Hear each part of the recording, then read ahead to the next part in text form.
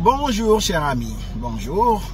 Pour ceux qui ne sont pas encore abonnés, s'il vous plaît, soutenez notre chaîne et abonnez-vous et cliquez sur la cloche afin de recevoir des notifications. Et bienvenue sur la chaîne M3D Entertainment. Dans cette chaîne, nous allons parler beaucoup plus de l'actualité africaine, des analyses et des opportunités d'affaires. Bref, tout ce qui concerne l'Afrique.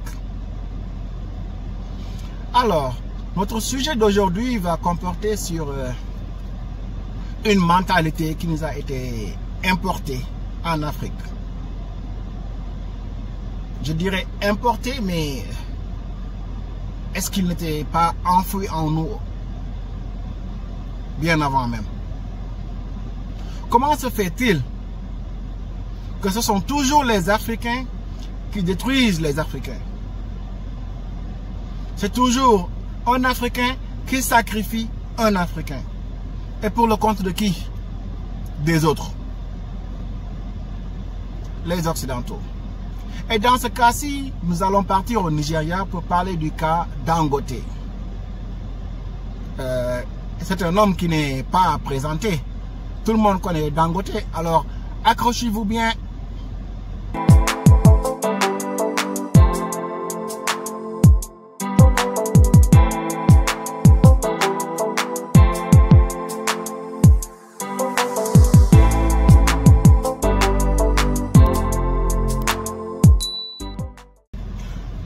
Pour monsieur Aliko Dangote, qui est un riche homme d'affaires africain du Nigeria, il a son argent. Il a préféré investir nulle part qu'en Afrique, pour les Africains. Car peut-être ce que beaucoup ignorent, investir en Afrique, cela crée de l'emploi. Cela crée une richesse. Et ça réduit le taux de pauvreté. Et ça aide beaucoup de familles en Afrique. Parce que vous le sachiez ou non, en Afrique, une personne qui travaille peut nourrir jusqu'à 10 bouches. Donc, si une personne crée un emploi, il doit être encouragé et non pas combattu. Mais ce qui est dommage en Afrique, c'est que quand vous avez des poupées à la tête des États, ce qui se passe est que les multinationales étrangers, ils ont toujours leur main mise dans nos économies. C'est ce qui est vraiment dommage. Et nos gouvernements les regardent, ils laissent faire parce qu'ils se disent que nous n'avons pas ces compétences, c'est eux qui les ont. Donc, si on les chasse de nos territoires, nous sommes foutus. Donc, ils sont obligés de se soumettre aux règles de ces multinationaux. Alors, ces multinationaux vous donnent un couteau et vous demandent de poignarder votre compatriote qui voudrait être dans la même lignée, en compétition avec eux. Si vous allez, par exemple, aux États-Unis, prenons le cas de Donald Trump, par exemple. Il a créé beaucoup d'emplois. Actuellement, il est traîné en justice depuis, ça fait maintenant 3 ans. Il est toujours traîné en justice car il l'accuse de fraude fiscale. Mais cela n'empêche, aucun de ces entreprises ou de ces Trump Towers n'ont été fermés. Parce que s'ils le font, mais l'économie sera en baisse, beaucoup de pères de famille vont partir au chômage. Et depuis des années, ils se nourrissent grâce à lui. C'est pourquoi vous voyez que les procédures en justice, ça dure très longtemps. Parce qu'ils ne peuvent pas se lever du jour au lendemain et puis venir fermer l'entreprise de l'homme d'affaires et envoyer tout le monde au chômage. Parce qu'eux aussi, ils travaillent pour leur économie. Et ils sont en compétition avec d'autres pays comme la Chine, la Russie, la Corée et les autres pays. Donc, ils n'ont pas droit à l'erreur. Ils protègent leurs entrepreneurs. Mais imaginez que ce soit en Afrique. Qu'est-ce qu'ils feront? Ils vont envoyer la police, la gendarmerie pour venir. Ok, tout le monde dort, on ferme. Parce que le boss a peut-être fait des fraudes ou quelque chose. Il ferme et envoie tout le monde au chômage. Et ils ne savent pas que c'est une perte pour la société et une perte au niveau économique. Mais bref, pour cela, il faudrait beaucoup d'experts autour d'un gouvernement et des experts patriotes, des experts dignes de représenter leur terroir. Mais quand vous avez des hommes d'affaires à la place qui ont été élus, peut-être qu'ils ont été pistonnés par les multinationaux, parce que ce qui se passe est que ils versent de l'argent pour votre campagne. Après que vous soyez élu, ils vont vous demander vos ressources. Même si il y a des compatriotes qui ont investi de l'argent pour ces mêmes ressources, ils vont vous tordre le bras, vous serez obligé de leur céder ce qu'ils demandent. Parce qu'après tout, vous leur devez quelque chose. Alors là, pour le cas Dangote. Dangote a investi beaucoup d'argent, presque 20 milliards pour sa raffinerie et des centaines de milliards pour son terrain qu'il a acheté. Il a sa licence d'exploitation et depuis 2021, il était en train de construire sa raffinerie. Et il avait même commencé à extraire du pétrole pour la raffiner. Il avait presque près de 500 000 barils par jour qu'il devait raffiner. Et à côté, il y avait Shell, il y avait BP et un autre. Donc, ce qui s'est passé est que la Nigerian National Petroleum Company, LLC, c'est une compagnie qui est chargée pour la régulation des exploitations en hydrocarbures au Nigeria.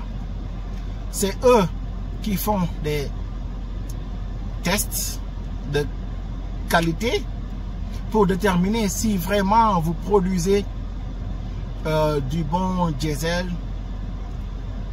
En fait, vous produisez des produits pétroliers de qualité après raffinage. Et c'est avéré que cette compagnie ils ont lancé sur Dangote que vous produisez de la mauvaise qualité et tout cela. Alors, le monsieur les a fait faire visiter la compagnie, les entrepôts et tout ça, la raffinerie en général. Et puis, ne sachant pas quoi mettre sur son dos, ils ont dit, d'ailleurs, votre licence, elle n'est pas authentique.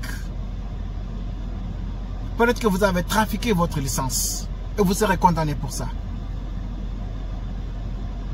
C'est comme le vieux proverbe africain que l'on dit, qui veut noyer son chien, l'accuse de rage. En fait, c'est ce qu'ils font. Et Dangote est un homme d'affaires qui emploie plus de 200 000 personnes juste pour la raffinerie, sans compter d'autres personnes qu'il emploie dans ses cimenteries et ses investissements en agroalimentaire. Vous venez lui faire tomber. Pourquoi? Parce qu'il paraît qu'il y a des individus proches du président Tinubu qui travaillent dans cette même compagnie de Nigerian Machin Petrol Company et qui sont chargés aussi de sortir les résultats pour les tests de qualité.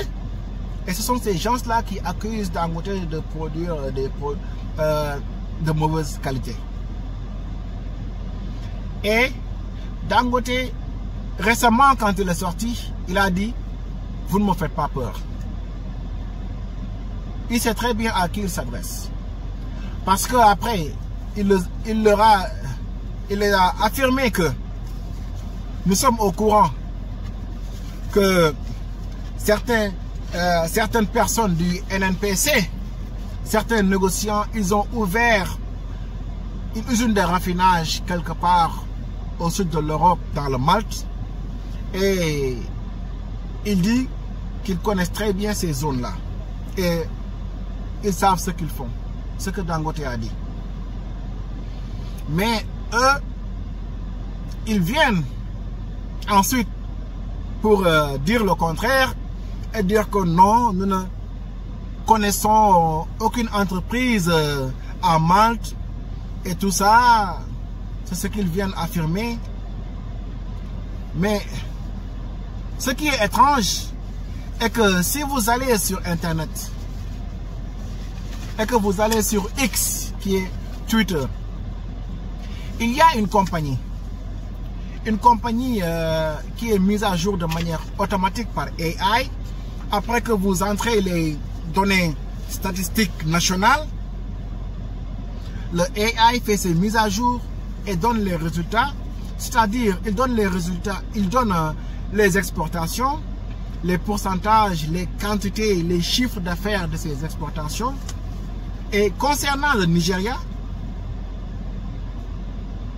ils disent que entre 2013 et 2016, les exportations depuis l'île de Malte, située dans le sud de l'Europe, s'élevaient à environ 237,81 milliards de dollars. Ne me dites pas que ce sont des chiffres fantômes, vu que ils ont affirmé la société NNPC a affirmé qu'ils ne connaissent aucunement une société installée à Malte.